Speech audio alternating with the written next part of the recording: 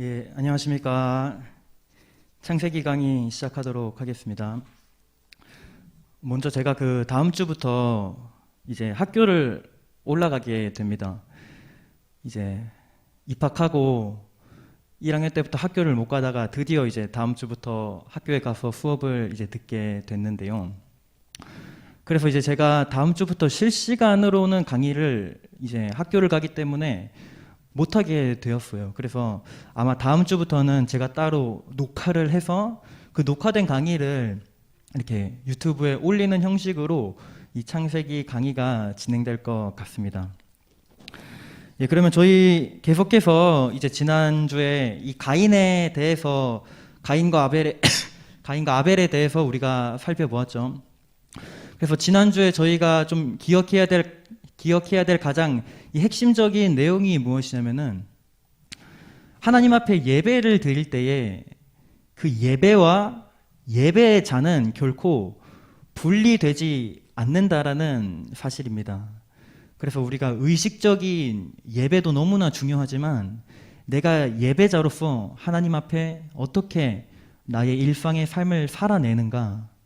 그래서 하나님은 우리를 보실 때 예배와 예배자인 우리 자신을 결코 분리해서 보지 않는다라는 점 우리가 함께 기억했으면 좋겠습니다. 그럼 오늘은 우리가 다음 장 넘어가서 이 가인에게 표를 주신 하나님 이 부분에 대해서 살펴보도록 할게요.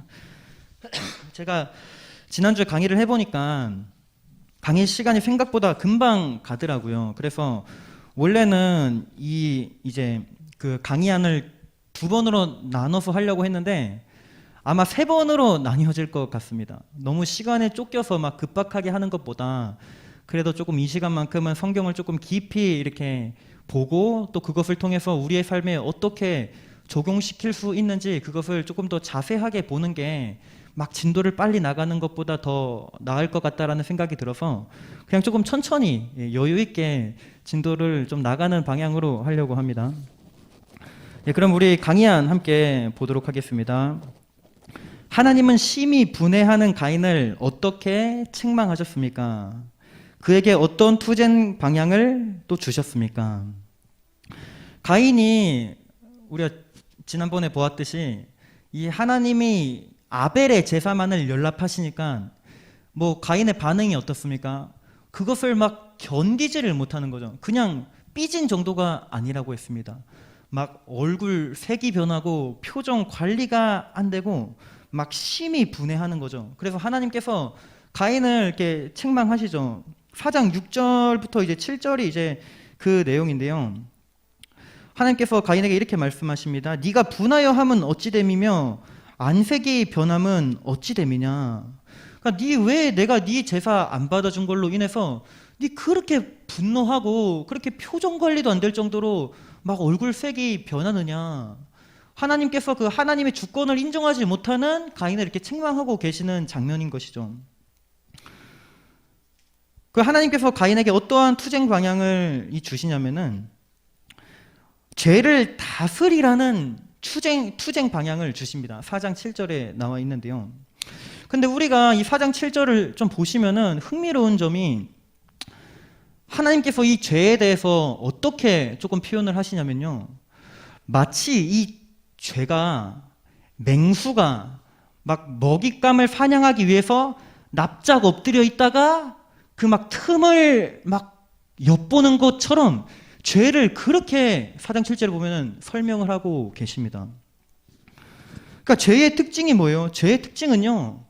맹수가 먹잇감을 막 노려보면서 틈을 막 타서 그것을 집어삼키려고 하듯이 죄는 그렇게 우리를 시시탄탄 엎드려서 노려보고 있다가 우리가 무장해체가 되는 순간 모든 긴장이 다 풀어지는 그 순간이 되면은 찾아와서 우리를 집어삼키려고 한다는 것입니다.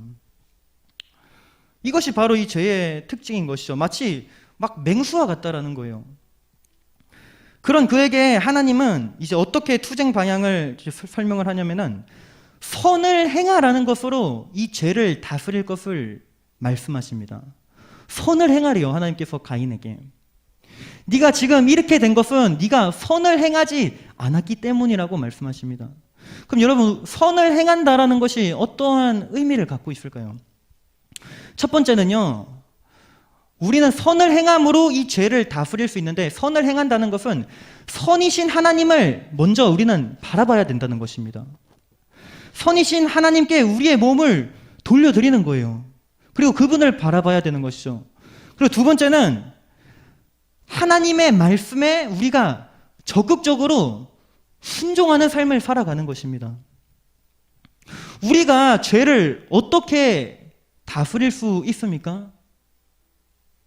선을 행해야 된다는 것이에요. 이것은 하나님께서 기뻐하시는 일에 적극적으로 우리의 시간을 드려야 된다는 것입니다. 이것이 죄를 다스릴 수 있는 비결입니다.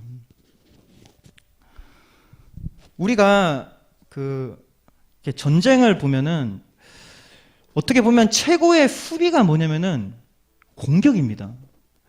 그냥 다른 적이 나를 쳐들어올 때 그것을 막 잘 방어해 내는 것은 아무리 잘 방어해 내더라도 결국 나한테 피해가 올 수밖에 없습니다. 그런데 적극적으로 공격을 하면은 그것이 사실은 어떻게 보면은 최고의 방어가 될 수도 있는 거예요. 우리의 신앙생활도 마찬가지라고 생각을 하는데요.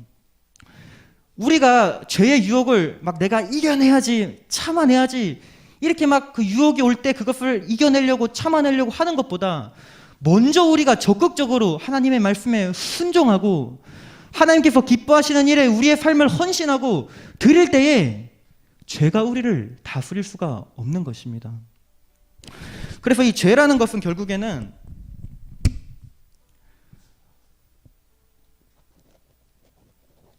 하나님과 죄 사이에 인간이 있는 것입니다. 사이에 끼어 있는 것이 인간이에요. 그러면 결국에는 어떠한 싸움이냐면은 이 다스림의 문제입니다. 다스림. 그러니까 누구의 다스림을 받을 것인가? 나는 하나님의 다스림을 받을 것인가? 죄의 다스림을 받을 것인가? 항상 우리 인간은 이 기로에 서 있는 거예요.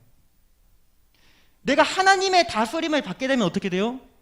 죄의 다스림 가운데 거하지 않게 되는 것입니다. 그런데 내가 죄의 다스림을 받게 되면 어떠한 일이 일어나냐면은 하나님의 다스림 가운데에 거하지 못하게 되는 것입니다.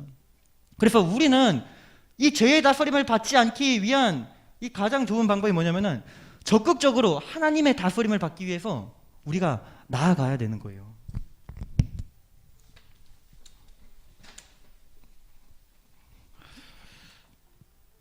자, 그러면 우리 계속해서 그리고 여기서 제가 한 가지 조금 흥미로운 어떤 점을 발견했는데요. 성도 여러분, 그 4장 7절에 보시면요, 마지막에 이렇게 써 있죠. 죄가 너를 원하나 너는 죄를 다스릴지니라. 이것이 결국에는 죄와 그 인간 사이에 이 투쟁이 일어난다라는 것을 보여주고 있는 구절이잖아요. 죄가 나를 다스리든지 내가 죄를 다스리든지 그 투쟁 방향이 이제 막 일어난다라는 것인데, 한번 성경이 있으신 분들은 창세기 3장 16절 한번 보시겠습니까? 창세기 3장 16절 말씀 한번 찾아서 보셨으면 좋겠어요. 그리고 창세기 3장 16절 말씀과 이 4장 7절의 마지막 그 문장을 한번 비교해서 보셨으면 좋겠습니다. 창세기 3장 16절에 뭐라고 나와 있냐면은 너는 남편을 원하고 남편은 너를 다스릴 것이니라. 창세기 4장 7절에 이렇게 나와 있습니다. 죄가 너를 원하나 너는 죄를 다스릴지니라. 우리가 이 4장 7절을 좀 보면서 3장 16절을 비교해서 보면요, 이 3장 16절에 담겨진 그 의미가 어떠한 의미인지 우리가 더 풍성하게 그것을 해석해낼 수가 있습니다. 3장 16절에 담긴 의미가 무엇일까요?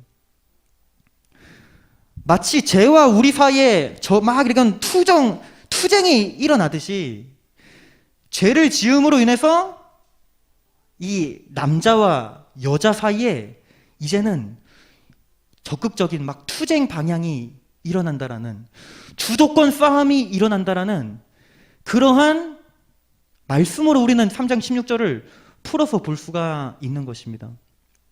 그래서 성경을 볼 때 좀 이렇게 조금 성경을 폭넓게 보면은 그 해석이 더욱더 풍성해지고 조금 더 명료해진다는 것을 우리가 좀 알 수 있는 것 같아요. 자, 그럼 2번 보도록 하겠습니다. 그러나 가인은 결국 어떤 죄를 저지르게 되었습니까? 가인이 형제 살인죄를 짓게 된 근본 원인은 무엇일까요? 자, 가인은 결국 어떤 죄를 저지르게 되죠? 형제 살인의 죄를 저지릅니다. 여기서 인류의 최초의 형제 살인, 친족 살인의 그러한 죄가 일어난다라고 하죠. 가인이 아벨을 살인죄를 범하게 된 근본 원인이 무엇일까요? 우리가 좀 이렇게 깊이 생각하면은 그 원인은 이 시기심부터 시작했다라는 것을 알 수가 있습니다. 가인과 아벨의 삶이 성경에서 자세히 나와 있지 않아서 우리가 정확하게 이렇게 알 수는 없지만 조금 성경 구절을 보면서 추측은 해볼 수가 있을 것 같은데요. 먼저 가인은 아담과 하와의 첫째 아들이었습니다. 그리고 그 가인이 태어날 때는 내가 여호와로 말미암아 등남하였다라는 고백이 나오거든요. 반면에 아벨이 태어날 때는 뭐 어떠한 고백도 나오지가 않습니다. 그러니까 첫째는 뭔가 더 특별히 고대 이 사회에서는 또 부모님으로부터 많은 사랑을 받았고 또 부모님으로부터 많은 기대를 받았잖아요. 아마 좀 가인과 아벨도 그렇지 않았을까. 부모님으로부터 가인이 더 좀 인정을 받고 사랑을 받지 않았을까. 개인적인 그런 좀 생각이 듭니다. 그리고 고대 세계에서는요, 이 가인은 농부였고 아벨은 목축업을 한 양치는 자였잖아요. 근데 고대 세계에서는 이 농업이 목축업보다 그 기술이 더욱더 이 진일보했거든요. 그러니까 제 생각에는 아마 좀 가인이 아벨보다 삶의 여러 부분에서는 조금 더 탁월했을 수도 있을 것 같아요. 그런데 하나님께서 자신의 제사를 받아들이지 않고 아벨의 제사를 받아들이니까 그것이 막 이제 견디지 못하는 거죠. 시기심이 들고 마치 아벨 때문에 하나님께서 내 제사를 받아주시지 않는 것만 같고 막 그러한 마음이 들었던 것입니다. 그래서 우리가 이 시기심에 대해서 조금 생각을 했으면 좋겠는데요. 성도 여러분, 죄의 순서가 어떻게 일어난다고 생각하십니까? 죄가 일어나는 순서.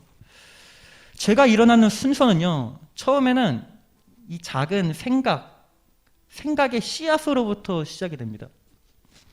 그리고 나서 이게 어떻게 가냐면은 마음으로 가게 돼요.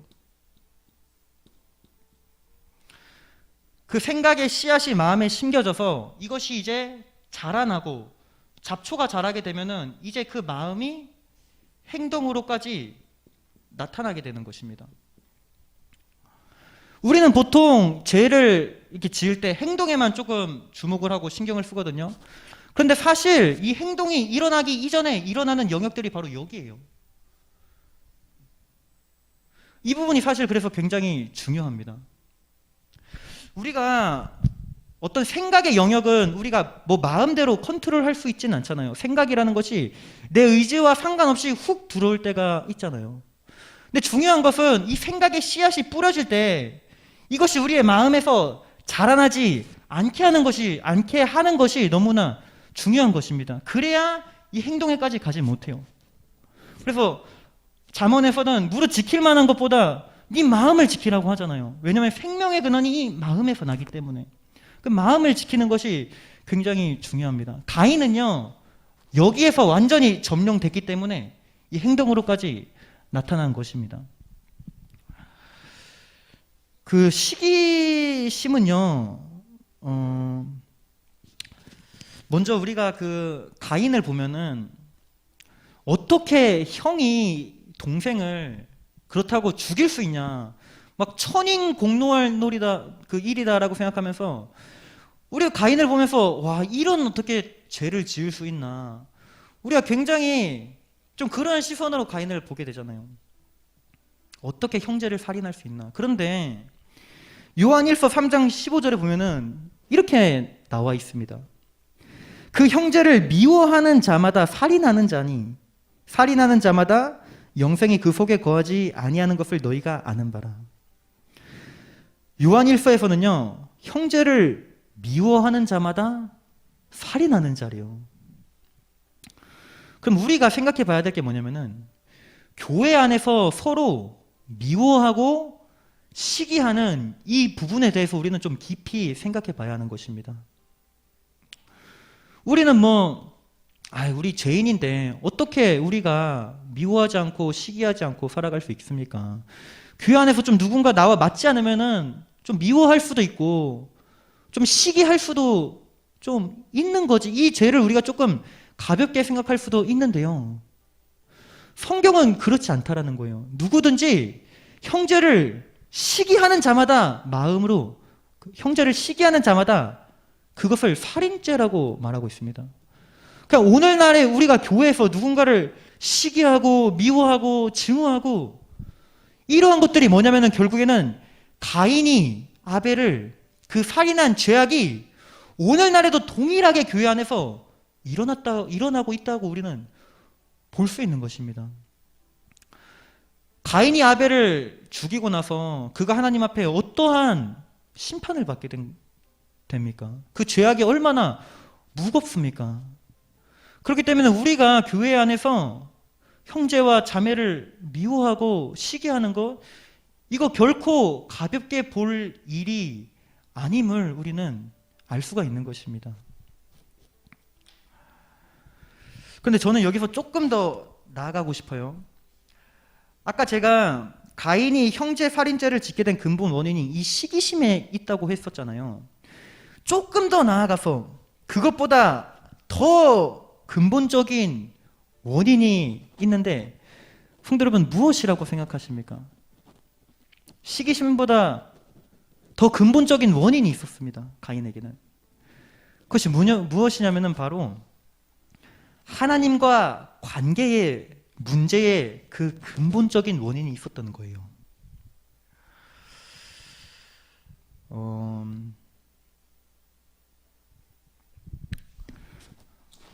지우고 조금 적어볼게요.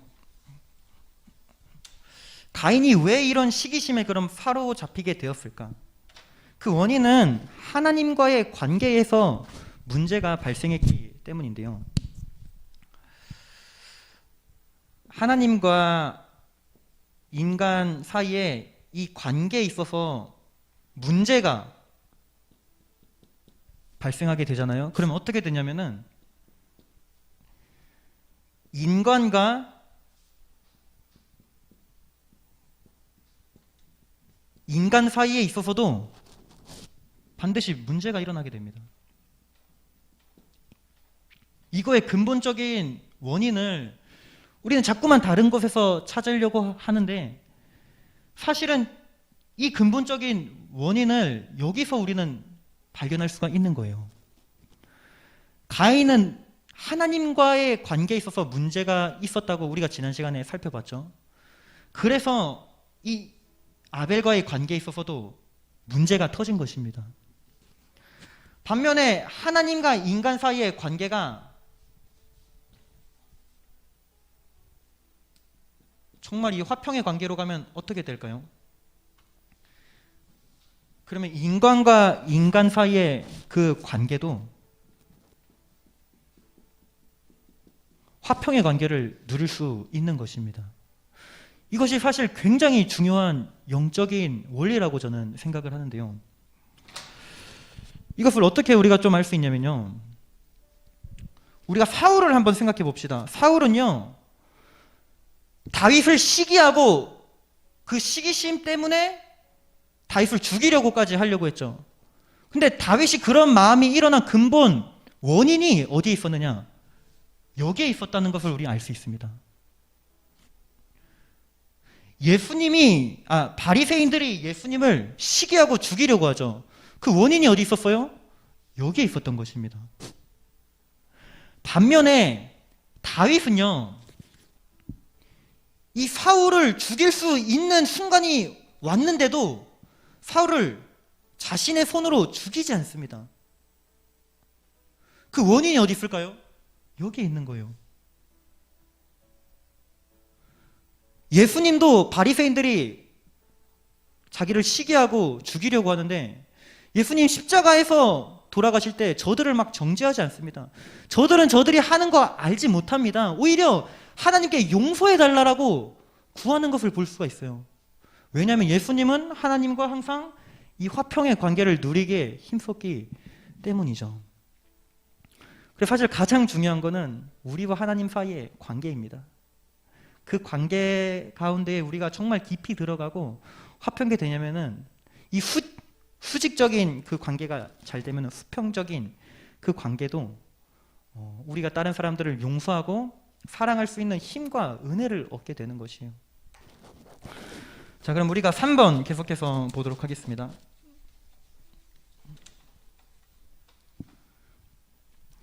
하나님께서 가인의 죄를 어떻게 추궁하셨습니까? 그의 대답이 어떠합니까? 하나님께서 가인이 죄를 짓고 어떻게 추궁하시죠? 4장 9절에 나와 있죠. 네 아우 아벨이 어디 있느냐 이렇게 물어봐요. 하나님께서 왜 이렇게 가인에게 말씀하셨을까요? 하나님이 뭐 정말 가인이 어디 갔는지 몰라서 아벨이 어디 갔는지 몰라서 가인에게 야, 네 동생 어디 갔냐 막 궁금해서 물어보신 걸까요? 아니죠. 이거는 하나님께서 가인에게 회개의 기회를 주시는 것입니다. 네 죄를 깨닫고 가인이 하나님 앞에 회개할 수 있는 길을 열어주시는 메시지예요. 그런데 가인이 어떻게 반응하죠?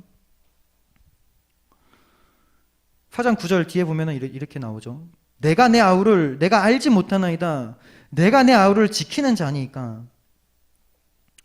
즉 가인은요 하나님께서 주신 그 회개의 기회 이거를 사로잡지 않습니다. 마음이 완고한 상태로 끝까지 회개하지 않는 그런 가인의 모습이 나타나죠. 하나님은요 인간이 죄를 지으면은 누구에게나 회개할 수 있는 기회를 주십니다. 그 죄를 지적하시고 책망하시고 돌아올 수 있는 그 길을 허락해 주시는 분이 바로 우리 하나님이세요. 우리가 가룟 유다를 생각해 보면은 가룟 유다가 예수님 팔려고 하는 그런 마음에 막 사로잡혔잖아요. 그런데 제가 지난번에 그 요한복음 할 때 이 설교 시간에 말씀을 드렸는데 예수님께서 그 본문을 자세히 보시면은 이 가룟 유다가 회개하고 돌아오기를 원하셔서 계속해서 그 메시지를 던져주셨다는 것을 알 수가 있습니다. 더 자세하게 이 부분에 대해서 조금 듣고 싶은 분들은 이제 안락로 교회에 가셔서 이제 새벽 기도에 가서 그 요한복음 제가 이 가룟 유다 설명한 부분이 있는데 그 설교를 조금 참조해 주시면 좋을 것 같아요. 또 마찬가지로 하나님께서 그 사울이 막 죄를 지었을 때도 나단 선지자가 아니죠. 사무엘 선지자를 보내서 그 죄를 책망하시는 거죠. 하나님께서 책망하시는 그 이유가 뭐냐면은 돌아오라는 거예요. 회개하고 돌아오라. 근데 가룟 유다와 이 사울은 끝까지 회개하지 않습니다. 그러니까 하나님의 심판을 받게 되는 거예요. 오늘 보니까 이 가인도 마찬가지입니다. 그런데 우리가 이 가룟 유다, 우리가 베드로 한번 봅시다. 베드로. 둘이 지은 죄의 경중이 크게 다르다고 할 수 있나요? 가룟 유다 예수님 배신했죠. 베드로도 예수님 배신합니다. 예수님 모른다고 3번 부인하고 마지막에는 막 저주까지 하면서 배신하는 모습 볼 수 있어요. 그런데 예수님께서 2명 모두에게 회개할 수 있는 기회를 주십니다. 가룟 유다는 끝까지 회개하지 않고요. 베드로는 이 회개의 기회를 붙잡습니다. 요한복음 마지막 20장인가요? 21장인가요? 그때 예수님께서 베드로에게 찾아가서 이 회개할 기회를 주시는데 그때 베드로가 우리는 이 회개하는 모습을 볼 수가 있어요. 마찬가지로 우리가 사울, 다윗 한번 비교해 볼까요? 사울이 지은 죄, 다윗이 지은 죄 누가 더 크다고 생각해요? 저는 솔직히 이 다윗이 지은 죄가 더 크지 않나. 다윗 뭐 엄청난 죄를 짓잖아요. 그 간음하고 또 그것을 덮으려고 우리아를, 자신의 충성스러운 그 신하였는데 우리아를 전쟁터에서 막 죽게 만들고, 다윗이 지은 죄가 막 인간적으로 볼 때는 더 심각하게 느껴질 수도 있어요. 그런데 중요한 건 뭐냐면은 사울에게도 사무엘 선지자를 보내셔서 책망하시고 다윗에게도 나단 선지자를 보내서 책망하시는데, 사울의 반응은요, 사무엘 선지자가 왔을 때 회개하지 않습니다. 하나님 앞에 막 통곡하고 가슴을 찢고 그런 반응 안 나타나고요. 그냥 백성들 앞에서 나의 체면, 이것에만 관심이 있었던 인물이 사울입니다. 반면에 다윗은요, 이 사울과 같이, 아니면 어떻게 보면 사울보다 더 심각한 죄를 지었을 수 있지만 나단 선지자가 책망할 때 그 죄에 대해서 철저하게 회개하고 통곡하는 그 반응을 보였던 인물입니다. 그래서 우리가 무엇이 진짜 복된 사람일까요? 저는요, 무엇이 진짜 복된 사람이라고 생각하냐면은, 하나님께서 죄를 책망하실 때 그 죄의 책망을 받고 하나님께 회개하고 돌아올 수 있는 그 사람이 진짜 복된 사람이라고 생각을 합니다.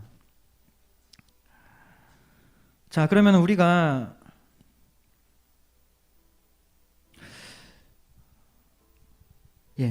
시간 때문에 4절을 봐야겠네요. 4번 보도록 하겠습니다. 하나님께서 회개치 않는 그를 어떻게 벌하셨습니까? 벌을 받은 그의 내면의 고통이 어떠합니까?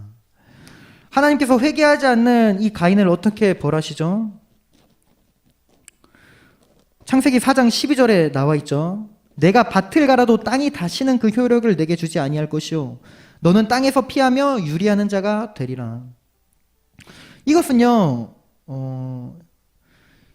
가인은 농부였잖아요. 농사를 짓는 사람인데, 네가 이제 아무리 열심히 일하고 땀을 흘려도 땅의 소출이 적을 것을 의미하는 것입니다. 이것은 사실 가인에게 있어서는 큰 심판이었던 것이죠.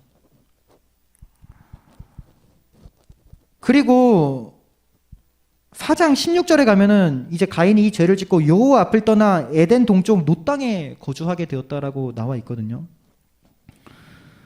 그러니까 죄로 인한 어떠한 결과가 지금 일어나는 거냐면은, 이 죄는요, 먼저 하나님의 축복을 가로막습니다. 그리고 하나님과의 관계를 파괴시키는 거예요. 그래서 가인이 이 죄를 짓고 난 다음에 끝까지 회개하지 않은 결과가 어떻냐면은, 첫 번째는 생활의 어려움이고요. 두 번째는 하나님과의 관계가 깨지고요. 그 다음에 세 번째는 내면의 고통입니다. 죄로 인한 두려움이 이 가인을 사로잡는 거예요. 벌을 받은 그의 내면의 고통이 어떠합니까? 우리가 창세기 4장 13절과 14절을 보면은 굉장히 가인이 죄를 짓고 나서 괴로워하는 모습을 볼 수가 있죠. 이 죄라는 것은 지을 때는 쉽지만 짓고 나면은, 그리고 회개하지 않고 그 죄를 납두면은 굉장히 우리 자신을 죄의식에 의해서 괴롭힙니다. 그리고 우리에게 죄는, 회개하지 않는 죄는 두려움을 줘요. 그래서 우리 내면이 막 괴롭고 고통스럽고, 이것도 어떻게 보면 하나님께서 주시는 심판이라고 볼 수가 있는 것입니다. 자, 마지막 5번 보도록 하겠습니다. 하나님은 이런 가인에게 어떠한 약속을 주셨습니까? 가인에게 표를 주사 그 생명을 보호해 주시는 하나님은 어떠한 분이십니까? 하나님은 이런 끝까지 회개하지 않는 가인에게 어떠한 약속을 주셨죠? 15절에 나와 있습니다. 여호와께서 그에게 이르시되 그렇지 아니하다. 가인을 죽이는 자는 벌을 7배나 받으리라 하시고 가인에게 표를 주사 그를 만나는 모든 사람에게서 죽임을 면하게 하시니라.